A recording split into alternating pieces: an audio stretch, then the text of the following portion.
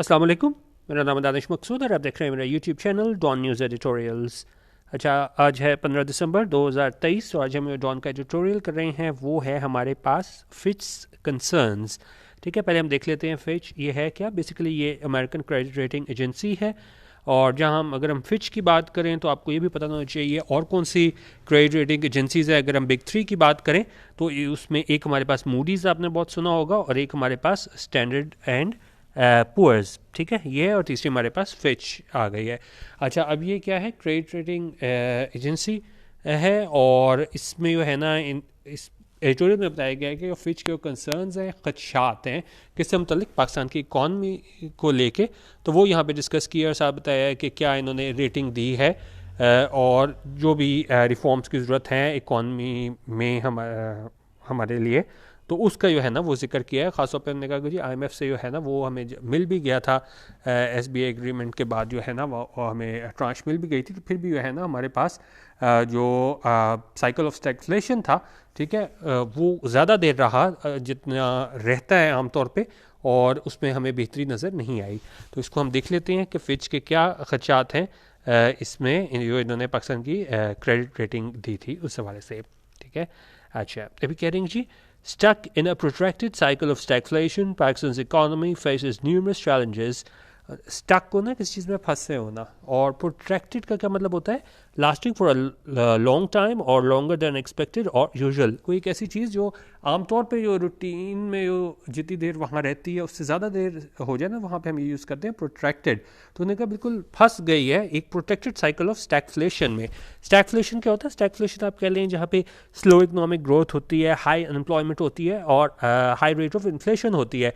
तो आमतौर पर ये क्या होता है कि ये ट्रेड साइकिल की अगर हम बात करें तो बीच में स्टैगफ्लेशन जो है वो कम हो जाती है, लेकिन उन्होंने कहा कि ये जो स्टैगफ्लेशन है ये ज़्यादा अरसे के लिए जो है ना बिल्कुल पाकिस्तानी मईशत जो है वो फंसी रही है इसमें, इस पीरियड में स्टैगफ्लेशन के आप कह सकते हैं कि जी लॉन्गर देन यूजुअल।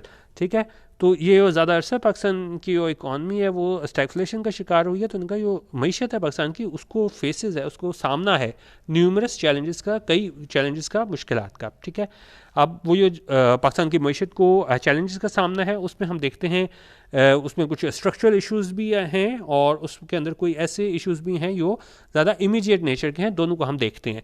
तो उन्होंने कहा एक तो जो है some of this pertain to long standing structural issues. जो लॉन्ग स्टैंडिंग स्ट्रक्चरल इश्यूज हैं उसमें क्या क्या शामिल है, लो टैक्स रेवेन्यू है, फिर लार्ज एनर्जी सेक्टर डेट है और फिर massive losses of SOEs। SOE क्या होते हैं, स्टेट ओन्ड एंटिटीज़। जिस तरह एग्जांपल के तौर पे हम यहाँ पे PIA ले लें और स्टील मिल ले लें, तो यो बहुत बड़ा यो लॉस नुकसान हमें उठाना पड़ता है इन SOEs की वजह से, स्टेट ओन्ड एंटिटीज़ की वजह से और लो एक्सपोर्ट्स। ठीक है, तो ये यहाँ पे इन्होंने पहले आपको बताया है लॉन्ग स्टैंडिंग स्ट्रक्चरल इश्यूज, जिसमें दोबारा मैं रिपीट कर लेता हूँ। नंबर 1 पे हमारे पास low tax revenue, number 2 large energy sector debt, number 3 जो है वो मैसिव लॉसेस ऑफ SOEs है और नंबर 4 पे हमारे पास क्या है, लो एक्सपोर्ट्स है। ठीक है, अच्छा इसके अलावा हमारे पास कुछ ऐसे हैं हमारे पास इश्यूज जो क्या है इमीडिएट नेचर के हैं, यानी कि मतलब एक तो स्ट्रक्चरल इश्यूज से ना बड़ी अरसे से चले आ रहे हैं, एक इमीडिएट नेचर के हैं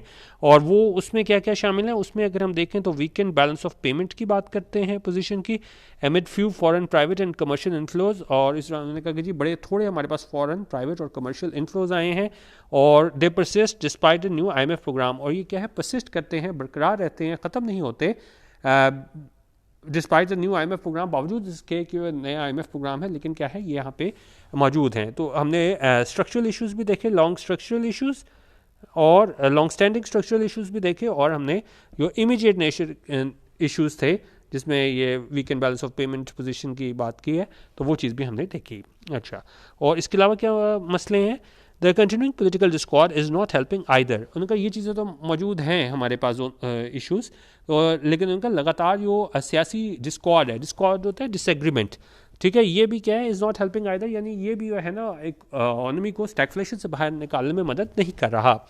no wonder Fitch, one of the 3 biggest global rating agencies, has emphasized high external funding risks despite some stabilization and a strong performance on the standby agreement with the IMF, as well as uncertainty regarding the near-term political outlook. अच्छा, तो उनका ये जो सियासी हमें disagreement नज़र आता है वो भी जो है ना इकॉनमी को स्टैगफ्लेशन से बाहर निकालने में मदद नहीं कर रहा, और कोई इसमें का कोई हैरानी की बात नहीं, अचंभे की बात नहीं कि फिच, और फिच क्या है यहाँ कॉमा टू कॉमा लगा के बता रहा है यहाँ पे कि फिच जो है वो one of the 3 biggest global credit agencies हैं। बाकी जो है मैंने आपको बता दिया है, मूडीज़ की हमने बात की और ऊपर हमने किसकी बात की, स्टैंडर्ड एंड पुअर्स की बात की, ठीक है। तो उन्होंने कहा ये जो 3 में से एक बड़ी क्रेडिट रेटिंग एजेंसी है उसने एम्फोसाइज किया है, इस चीज़ पे जोर दिया है, हाई एक्सटर्नल फंडिंग रिस्क, इसके हवाले से उन्होंने बात की है। डिस्पाइट सम स्टेबलाइजेशन, बावजूद इसके कि कुछ हमें इस्तेकाम नज़र आया, and strong performance on the stand by arrangement, और जो हमें जो भी जिन कंडीशंस में हमें मिला था ये ट्रांस स्टैंड बाय अरेंजमेंट जो था उसमें पाकिस्तान की परफॉर्मेंस अच्छी रही थी IMF के साथ, as well as uncertainty regarding the near term political outlook, ठीक है। और जो इन्होंने बातें की थी फिच ने, तो वहाँ पे उन्होंने जो एक तो इन्होंने हाई एक्सटर्नल फंडिंग रिस्क की बात की थी, बावजूद इसके कि हमें जो स्ट्रॉन्ग परफॉर्मेंस देखने को मिली थी स्टैंड बाय अरेंजमेंट में IMF के साथ, और साथ ही साथ जो हमें अनसर्टेनिटी देखने को मिली थी, गैर यकीनी सूरत हाल देखने को मिली थी किससे मुतालिक, regarding the near term political outlook, कि सियासी तौर पर आगे थोड़े सा अगर मुस्तकबिल की बात करें तो वहाँ पे हमें अनसर्टेनिटी देखने को मिली थी। तो इस बारे में जो है ना वो उन्होंने अपने खदशात का इजहार किया है, ठीक है। अच्छा, और बाकी जिस तरह मैं आपको कहता था कि क्रेडिट रेटिंग एजेंसी है, और यहाँ पे जिस तरह बता रहे हैं कि जी CCC- से CCC जुलाई में की, तो ये आप जाके देखिएगा कि क्या क्राइटेरिया होता है कि जिसकी बुनियाद पे जो है वो रेटिंग दी जाती है और किस बुनियादों पे ये पाकिस्तान को रेटिंग मिली। तो ये आप ज़रूर विकीपीडिया पे जाके चेक कीजिएगा। उन्होंने कहा जब पाकिस्तान इसको अपग्रेड कर दिया, अपग्रेड करना होता है कि आप उसको ऊपर लेवल पे ले जाओ, ठीक है, एक और इसका उलट हो जाएगा तनज़्ज़ुल का शिकार। लेकिन ये क्या है, ये मतलब बेहतरी की जानिब गया थी पाकिस्तान की रेटिंग, CCC- पहले थी और बाद में CCC भी ले गए कब, जुलाई में। तो उन्होंने कहा जो अगर जैसे उनके अपग्रेड कर दिया था पाकिस्तान की long term foreign currency issuer default rating है, कहाँ से, CCC- से CCC में जुलाई में, following the approval of the $3 billion IMF loan. और ये कब हुआ था कि जब अप्रूवल हुआ, मंजूरी हुई $3 बिलियन IMF लोन की, the current rating still indicates significant credit risk, ठीक है। तो यो फिच के कंसर्न्स भी यही थे कि सब कुछ होने के बाद भी क्या आपने क्रेडिट रेटिंग जो रेटिंग थी इसकी long term foreign currency issuer default rating, उसको उन्होंने बेहतर किया। लेकिन इसके बावजूद और बेहतर क्यों किया था कि जब ये हमें मंजूरी मिली थी $3 बिलियन IMF लोन की, तो लेकिन जो करंट रेटिंग है वो अभी भी क्या है, इंडिकेट करती है, इशारा करती है सिग्निफिकेंट कंट्री क्रेडिट रिस्क, अभी भी जो है ना हम इस रिस्क से बाहर नहीं है, क्रेडिट रिस्क से, ठीक है। अच्छा, अब आगे कह रहे हैं जी, Fitch believes that Pakistan is facing external funding risk given its high medium-term financing needs, और Fitch ये समझता है कि पाकिस्तान को जो सामना है एक्सटर्नल फंडिंग रिस्क का, ये देखते हुए इसको हाई मीडियम टर्म फाइनेंसिंग की नीड है, ज़रूरत है। Pakistan's overall external funding targets of $18 billion gross for the current fiscal year were ambitious against nearly $9 billion in government debt maturities। और इनका पाकिस्तान का जो मजबूरी तौर पे जो फंडिंग टारगेट था 18 बिलियन का मौजूदा माली साल के लिए, वो बड़ा एम्बिशियस था। यानी बहुत ज़्यादा आप कहें कि आप एक ऐसा टारगेट रख लो ना जिसको पूरा करना बहुत मुश्किल हो, तो बड़ा एम्बिशियस टारगेट था किसके अगेंस्ट, जो $9 बिलियन के जो गवर्नमेंट डेट मेच्योरिटीज़ हैं उसके अगेंस्ट, ठीक है। अच्छा, और maturing debt में क्या क्या शामिल है? The maturing debt includes a $1 billion bond due in April and $3.8 billion to multilateral creditors, but excludes routine rollovers of bilateral deposits।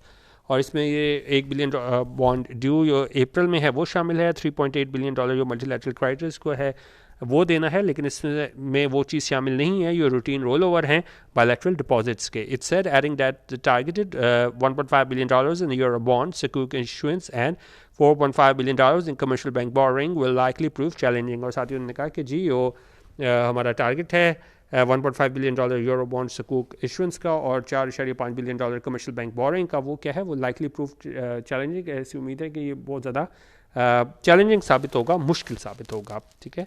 अच्छा, और सियासी सूरत के बारे में अगर हम बात करें तो on the political situation which has implications for the economy and the next government's ability to implement policy reforms and negotiate a new, bigger and more long-term bailout with the IMF, Fitch says it expects elections to take place as scheduled and produce a coalition setup।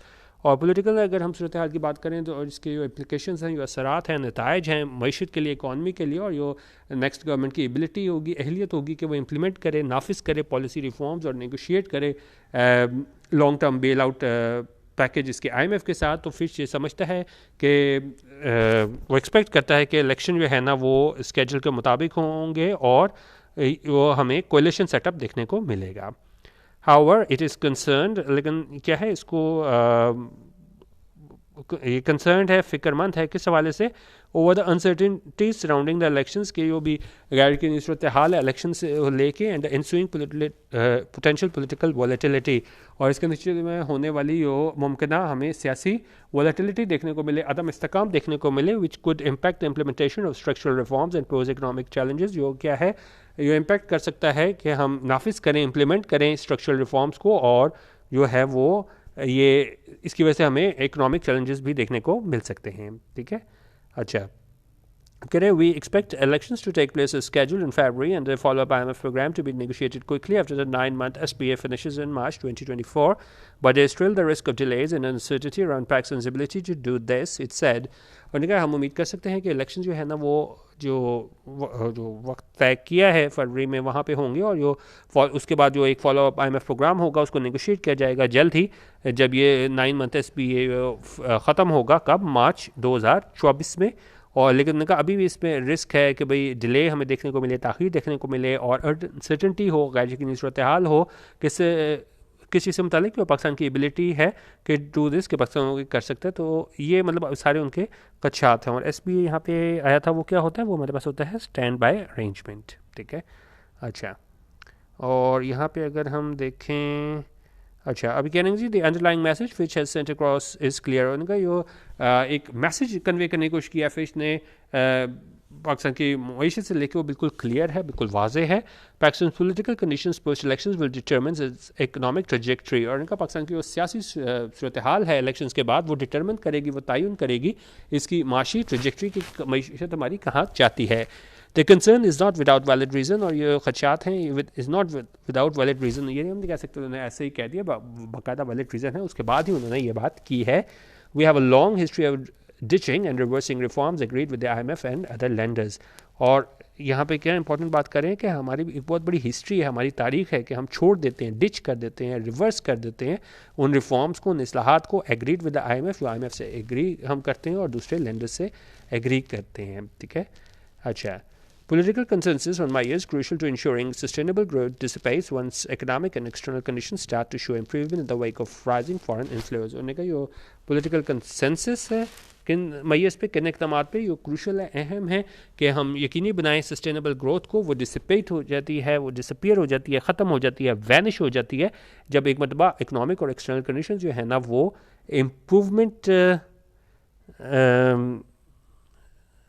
किधर गया। Political consensus on measures crucial to ensuring sustainable growth dissipates once economic and external conditions start to show improvement in the wake of rising foreign inflows। उन्होंने कहा जो political consensus है उन इक़दामात पे जो अहम है कि इसे इंश्योर किया जाए सस्टेनेबल ग्रोथ को, वो डिसिपेट हो जाते हैं, ख़त्म हो जाते हैं एक मरतबा जब इकनॉमिक और एक्सटर्नल कंडीशंस जो है ना वो इम्प्रूवमेंट शो करते हैं in the wake of. In the wake होता है किस वजह से कि राइजिंग फॉरेन इन्फ्लोज, जब राइजिंग बढ़ते हुए फॉरेन इन्फ्लोज होंगे तो हमें जो है ना वो उन कंडीशंस में जो है ना एक्सटर्नल कंडीशंस में इम्प्रूवमेंट देखने को मिलेगी। ठीक है, however political discord and volatility arising from words and credibility will likely increase the chances of the next government digressing from the path of reforms long before the economy stabilizes। लेकिन उनका ये political discord है, disagreement है, और ये volatility है, अदम इस्तेकाम है, किसकी वजह से, ये vote sense credibility, vote without credibility जो है उसकी वजह से वो इंक्रीज़ होगा, इजाफा होगा इन चांसेस का, इन मौके का कि वो नेक्स्ट गवर्नमेंट है वो डाइग्रेस कर जाए,